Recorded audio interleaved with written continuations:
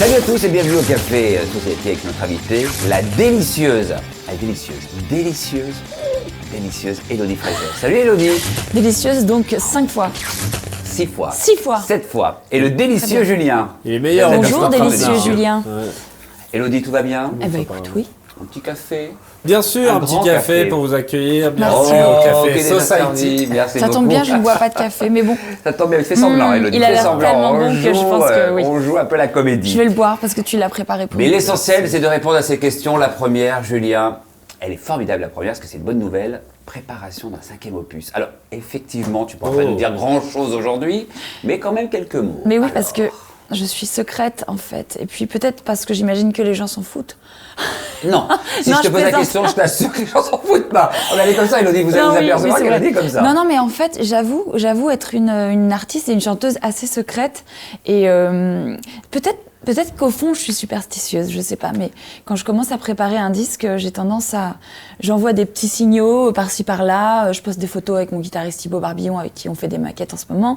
Voilà, mais je vais pas teaser sur des titres de chansons. Ah, peut-être que je pourrais te donner le titre d'une chanson que j'adore. Allez, une chanson, le titre d'une chanson. Il y a une chanson que j'aime beaucoup et que j'ai enregistrée, j'espère qu'elle sera sur le disque, mais je pense que oui. La Qui s'appelle Rien de moi. Oh. Mais il pourrait s'appeler La Secrète Et parce que tu sais, ça parle de ça en fait. ouais. Elle parle de quoi cette chanson? Mais justement, mais c'est fou parce que je pense qu'il est un peu de vin ce monsieur. Ah oui, c'est sûr qu'il a 2 vins. Oui. Il a- C'est pas sur 20, je peux t'assurer. Alors de quoi parle Non, mais cette là, chanson? on va loin, là, dans L'histoire le de jeu cette de chanson sans la lourdeur. en donner Non, vraiment l'histoire de beaucoup cette trop chanson, d'indications. alors l'histoire de cette chanson, c'est l'histoire d'une fille secrète, justement, qui dit à son interlocuteur, peut-être son amoureux, peut-être son ami, sa sœur, sa mère, je sais pas. Elle lui dit qu'en gros, même si je te dis tout, en fait, je te dis rien de moi. Voilà. Oh, Qui a trop écrit mignon. Bah, c'est moi. Bah attends. J'ai Et donc écrit tu le sais texte pas à et, qui tu l'adressais. En revanche, j'ai pas la.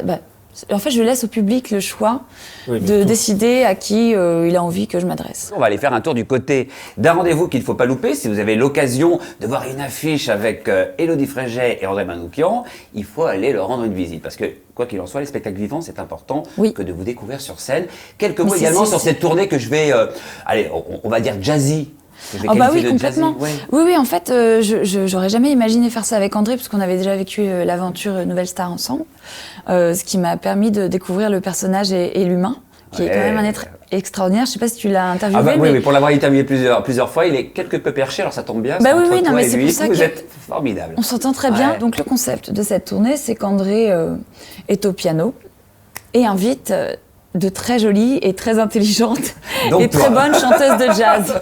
Non mais parce que c'est ce qu'il dit en Ouais. fait au public. Il dit oui, on me donne des missions, il faut que je chante avec la plus belle chanteuse du monde. Donc à chaque fois les chanteuses arrivent. Élodie Ouais. Frégé. Et sous voilà, l'applaudissement. exactement. Alors cette fois-ci, on va parler de toute autre chose et ce n'est pas rien puisque tu es aussi une artiste extrêmement engagée et pour une bonne cause. J'allais dire une belle cause. Je suis pas convaincu qu'elle soit belle, mais elle est bonne Oui. cette cause évidemment puisque tu es l'une des ambassadrices d'Urgence Homophobie. Oui. Donc c'est normal évidemment de se poser cette question et surtout de connaître l'objectif de cette association. Alors en fait, à la base, cette association, elle a été créée par des amis. D'ailleurs, un ami que tu connais, Guillaume Mélanie, qui est au théâtre en ce moment. En fait, c'est Guillaume Mélanie qui m'a appelé un jour et qui m'a dit « Hello, je sais que la cause homosexuelle LGBT te tient à cœur.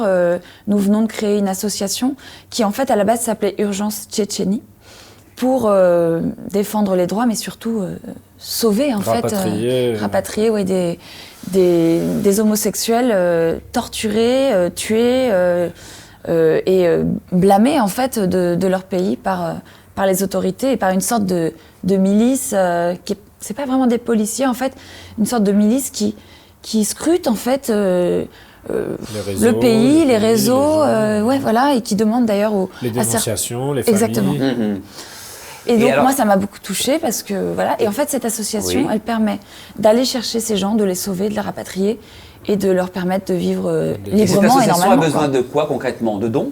Elle a besoin de dons. Effectivement. Et ce qui a été assez beau à faire, c'est qu'il y a déjà eu 2 concerts pour cette association, donc qui s'est transformée finalement, puisque finalement l'homophobie, elle est partout.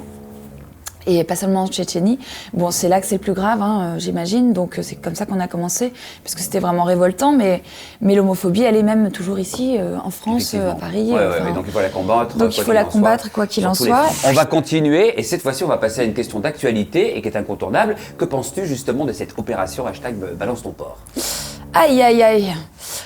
Écoute, j'avoue que j'ai été mitigée, parce que une partie de moi s'imagine que c'est pas mal en fait que la parole se libère. Effectivement, les femmes sont souvent victimes de ce genre de... En fait, c'est un abus de pouvoir, c'est juste une question de pouvoir, cette histoire de balance ton porc. C'est pas une question... Je suis même pas sûre que ce soit une question de sexe, c'est juste qu'en général, c'est aux hommes qu'on donne le pouvoir. Et c'est ça le problème en fait.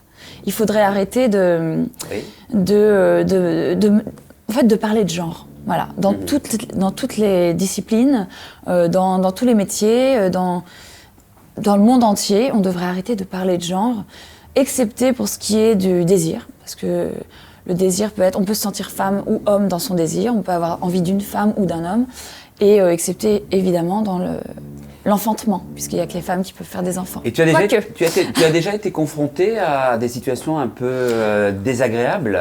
T'imagines bien que oui, effectivement, mais j'ai aussi des potes homosexuels justement qui ont déjà aussi été confrontés à ce genre de choses. Mais toi personnellement?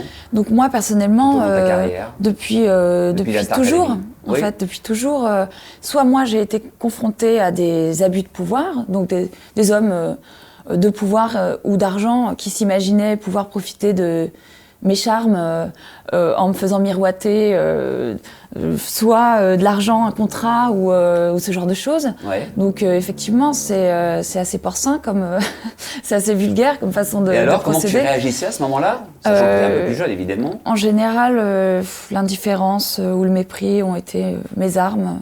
Mais j'avoue que non, j'en ai pas parlé, quoi. J'en ai pas parlé, même pas en chanson. Donc, mais j'ai pas été confrontée à des situations très graves, en fait. Voilà. Je n'ai jamais été agressée.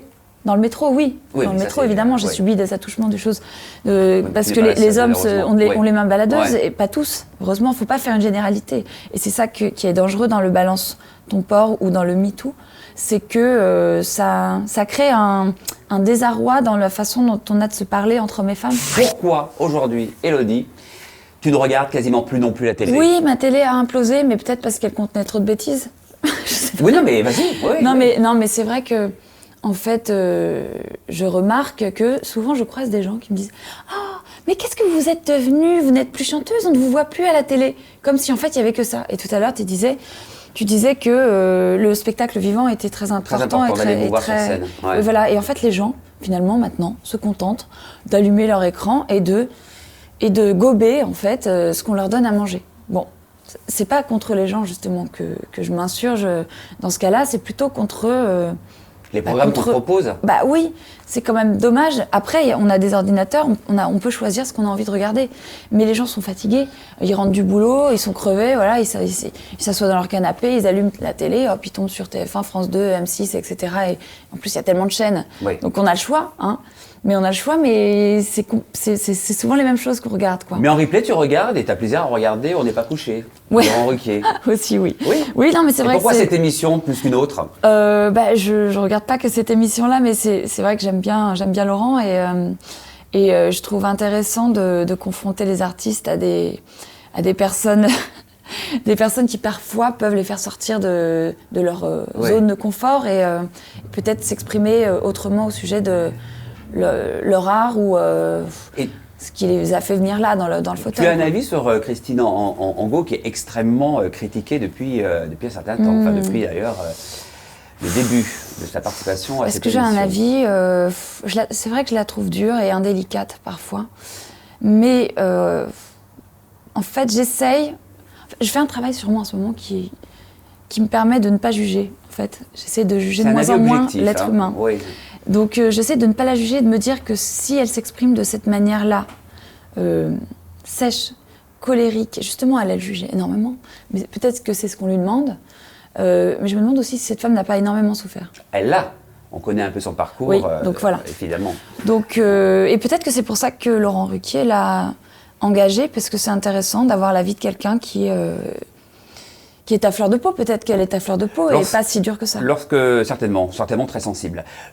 Lorsque ton album sortira, on t'invite Est-ce que je serai participer invitée à cette émission. J'engage Laurent Ruquier à m'inviter. Bah, tu iras ou tu iras pas? Bah oui, bien sûr. Avec grand plaisir, oui, bien sûr. Pourquoi non, Mais j'y c'est très suis bien. allée à chaque fois. Oui, donc, oui, mais bon, ça a changé de chroniqueur, donc éventuellement. Oui, c'est vrai que j'y suis allée quand c'était encore Zemmour et Nolo. Alors bon, plus rien ne me fait peur. Ils t'ont bien accueilli? Ah, mais ils sont très sympas. On a reçu Eric Nolot et c'est quelqu'un d'extrêmement agréable. Oui, ils l'ont bien accueilli, évidemment. C'était un petit peu je rude. me souviens plus. Je crois que je les ai tous faits, en fait, les chroniqueurs, mais je me souviens que ce qui m'avait choquée, c'est que justement, on parlait des femmes, du féminisme, du sexisme, etc. C'est que Zemmour avait bloqué sur mes chaussures à talons. Ah, alors Fétichiste, là, peut-être. peut-être fétichiste. Ouais, Zemmour ça est m'étonnerait peut-être pas. fétichiste. Ça m'étonnerait pas. Vu C'est un sang le comme personnage ça. qu'il est, d'accord. Bon, ça n'engage que toi, hein. Quoi qu'il en soit, on lui posera la n'engage question. que moi, oui. On va l'inviter, on Peut-être lui qu'il demandera porte des talons chez lui tout seul, hein. s'il est fétichiste. Il porte des talons chez lui tout seul. Peut-être, c'est une question que je me pose. On lui posera cette J'ai question, des tu fantasmes retiens bien comme les Julien, autres, hein. quand on le recevra. Ouais. Un avis sur TPNP, puisque aujourd'hui c'est incontournable sur C8, cette émission qui Aïe, aïe, cartonne. aïe, aïe. Aïe, aïe, aïe, aïe, Est-ce que aïe. je dois vraiment donner Bah, mon tu avis? peux avoir un avis. Un avis. Alors là, pour le coup, j'hésiterais à m'y pointer de nouveau parce que j'avoue, même si c'est une émission qui est très regardée et que c'est toujours intéressant pour ma maison de disques, oui, par bien exemple, sûr, oui, d'envoyer ces artistes au flambeau pour parler de ce qui doit être vendu, hein, encore une fois. Comme on dit. Mais en fait, je suis pas sûre de cautionner tout ce qui se passe dans cette émission, même si j'ai toujours eu des rapports cordiaux avec Monsieur Hanouna. Qui t'aime certainement beaucoup. Oui, je pense. Qui aime les artistes. Oui, je pense qu'il aime les artistes et j'ai pas de différent avec lui. Mais j'avoue que je serais pas très à l'aise pour D'accord. parler de ma musique. Pourquoi? Est-ce qu'on parlerait énormément de musique finalement? Oui, mais et puis la façon de pour que le message traiter, passe, justement, parce que l'audience En est au revanche, rendez-vous, il c'est un vrai carton. a parlé, il a invité Guillaume Mélanie sur son émission pour parler d'urgence Tchétchénie Oui, oui.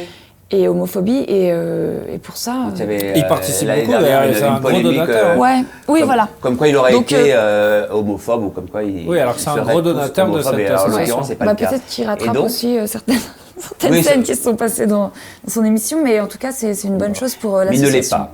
C'est pas quelqu'un je d'homophobe pense du tout. pas, Non, je non. pense pas. J'y suis venue quelques fois et j'ai pas toujours été très à l'aise, donc pourquoi se faire du mal, quoi. Pas à l'aise vis-à-vis Non, vis-à-vis de ce qu'on de l'environnement. propose. Voilà, ouais. environnement D'accord. plutôt. Oui, non, mais bon, voilà, c'est fait, c'est dit. Alors, tu as été juré, vous le savez tous, et puis on a parlé en tout début de cette émission, de l'émission La Nouvelle Star. Oui. Ah Quel ouais souvenir gardes-tu avec le recul suffisant de ces quelques mois, quelques années qui sont passées depuis? Ben, je me suis engagée pour 2 ans Ouais. et en fait, je sais pas si j'aurais fait plus, mais en tout cas, c'était une belle expérience qui m'a en fait fait grandir parce que j'ai toujours eu du mal à exprimer mes émotions au moment où je les ressens parce que je pense que j'ai du mal à les canaliser. Et ça m'a permis de canaliser mes émotions face aux émotions d'autres personnes qui étaient en face de moi et qui venaient de livrer quelque chose de pur et en tout cas la plupart du temps, parce qu'il y avait quand même aussi quelques éléments perturbateurs. Effectivement. Mais j'ai appris à parler moins vite, à ressentir plus profondément et moins en superficie et à être moins dans l'image que dans le ressenti. Enfin, D'accord. c'était super intéressant pour Ouais. moi de vivre ces expériences et de rencontrer aussi toutes les équipes, ces gens et aussi les candidats qui se sont présentés. Tu as fait 2 saisons et on a bien compris que tu n'aurais pas fait une 3e. Je trouvais que Pourquoi c'était un peu dangereux parce que c'est quand même de la télé et que je pouvais très bien m'en servir comme d'un tremplin aussi pour sortir un prochain disque. Ouais. Ce que j'ai pas fait parce que je suis un peu dans la lenteur là pour ce disque-là. Mais je trouvais que c'était trop engageant au niveau de justement l'image télévisuelle et je pouvais rentrer dans un engrenage en fait. Donc 2 ans me paraissait bien. Voilà. J'ai une dernière question concernant La Nouvelle Star qui nous intéresse. On a lu le livre de Joe Star et paraît-il que vous avez passé une soirée de folie bien arrosée.